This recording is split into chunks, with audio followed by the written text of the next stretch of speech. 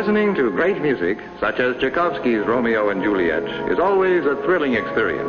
And through the remarkable achievements of modern electronic recording, a performance like this may be enjoyed in our homes whenever we please.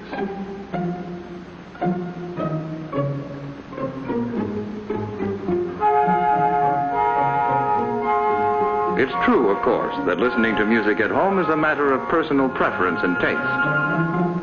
Now, here's a man named Smith. He's the relax and drink in the beauty of it all type of listener. What have we here? Another Smith? He's of the look, Ma, I'm a conductor too school of listening. Looks like fun.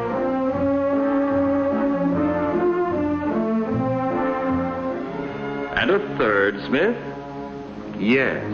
This Smith is one of those, did you hear that English horn over the viola tremolos type of listeners.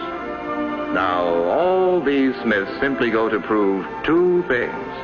One, different Smiths enjoy listening to music differently. Two, almost every home music lover is in search of the same thing. The truest, most lifelike reproduction of the original music possible. Or perfect fidelity.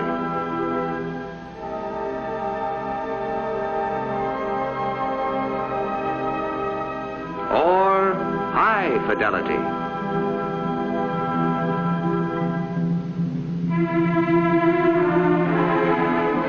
Or HiFi. But what is HiFi? And what's the difference between a high-fidelity record player and any good ordinary record player? So let's ask Smith. He should know. Excuse me. Could you tell us... Oh, yes, pardon me. You're listening, aren't you? Well, all right. It just so happens I know a Smith or two who also know a HiFi when they hear it.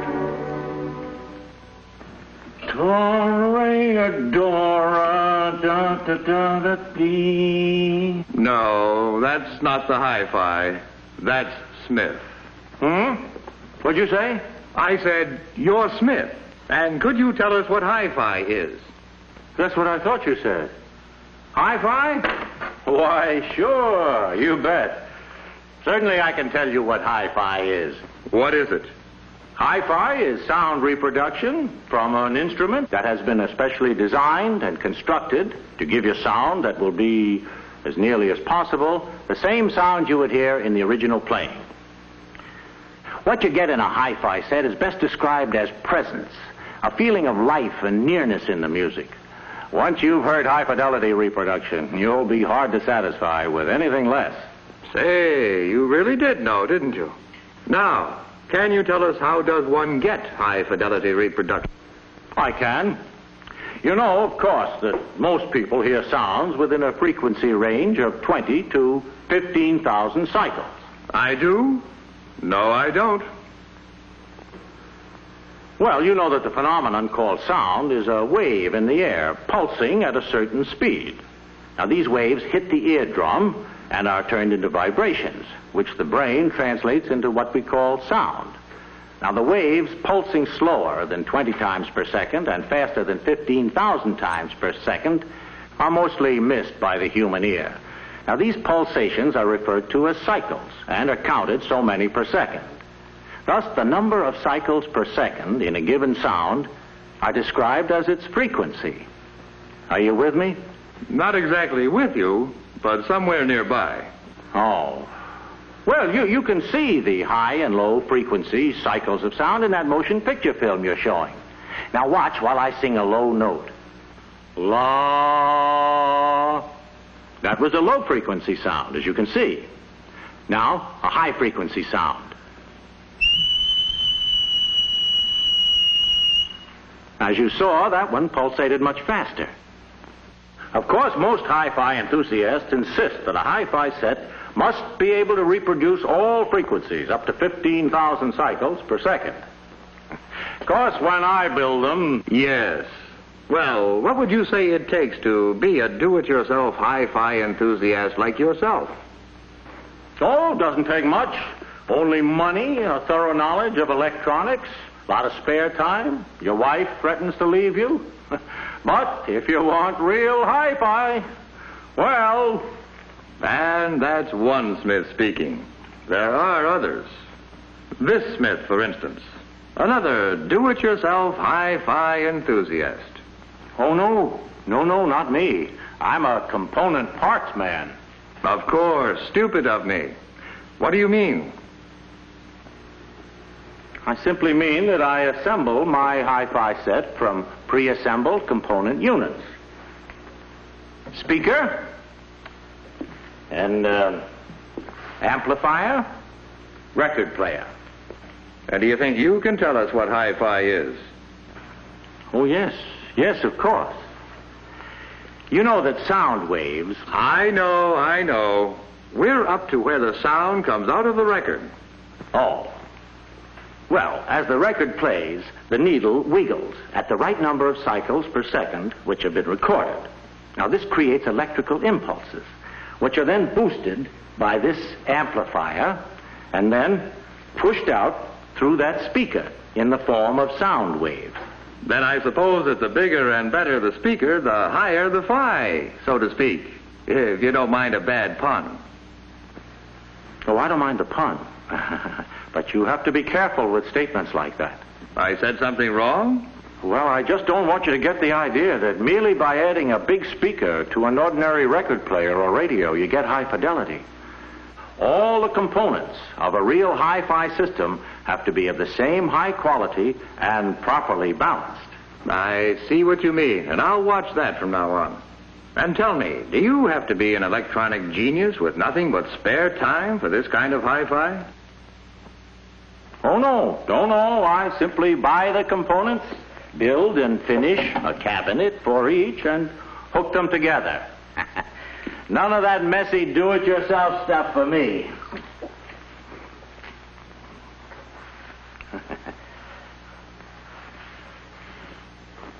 And there's still another Smith's opinion on the subject of hi-fi. Are there more? At least one. There's this Smith, who seems to be enjoying all the advantages of true hi-fi the easy way. Would you call yourself a component parts man, a do-it-yourselfer, or what? No, I'm strictly an enjoy-it-myself hi-fi enthusiast. I see. You like it the easy way.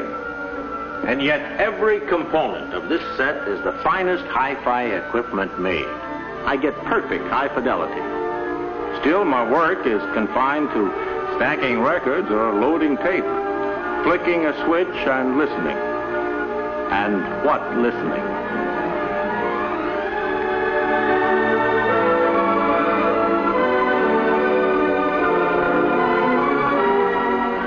For monaural listening, it just can't be beat. I beg your pardon? For what kind of oral listening? Monaural. That's what I've been listening to. Music from one sound source, like a record or a radio. Then there's stereophonic sound. Perhaps I'd better let you hear the difference. That would be just dandy. Now, this is a stereotape player. The sound here has been recorded on the tape magnetically. But mind you, this stereophonic tape player is not just ordinary hi-fi. It isn't? No, sir. This is hi-fi plus. This is a new dimension in sound. This is what I want to hear already. Okay, but when I push the button on the tape, you'll have to turn off the projector. Have you got that? When I see you turn on the tape, I turn off the projector. Right. Now. Hey, that was great. Sensational. Terrific. What is it? I told you. Stereophonic sound. A new dimension in sound. Stop saying that and tell me what. How? Well, it's fairly simple. I've heard that before, too. Well, you know that natural sound is received through our two ears from all directions. So when you sit in a concert hall, you hear the music not only from directly ahead, but from both sides, overhead, and below. But because one ear is usually a little farther from any one sound than the other, you don't quite hear the same sound at the same time in both ears. Thus, you can determine direction. And that's what happens with the two-speaker system. Yes, but be careful. Don't get the idea that two speakers on an ordinary hi-fi set will give you stereophonic sound. They won't. You see, stereophonic sound for the home is recorded on two separate tracks, each one giving special emphasis to certain sections of the orchestra, as heard from those positions. Now, when played back simultaneously on two separate systems, the sounds are blended together to achieve a new dimension in sound, impossible to obtain in a monaural recording. But I'm able to use the speaker on my regular hi-fi because the manufacturer has made provision for this sound of the future. You get the idea? Oh, yes, I've got it. But I wish you'd explain it to me. It's really very simple. Now, let's not start that again. You remember when these were standard equipment in every parlor? Sure, a stereoscope. Hey, a ray of light. Stereoscope, stereophonic. Right. That's where the name comes from, because the visual principle involved here has been applied to sound. The only difference between these two pictures is that they were photographed by cameras set slightly apart, about as far apart as the distance between one's two eyes. And when seen through the viewer, the two blend together to create an illusion of depth and width. You see what I mean? Oh, yes, I've got it. Now, in stereophonic recording, the same principle is used. Two separate groups of microphones are placed from 8 to 20 feet apart, and each group records on a separate track. I'm with you now. The separate soundtracks play over separate speaker systems.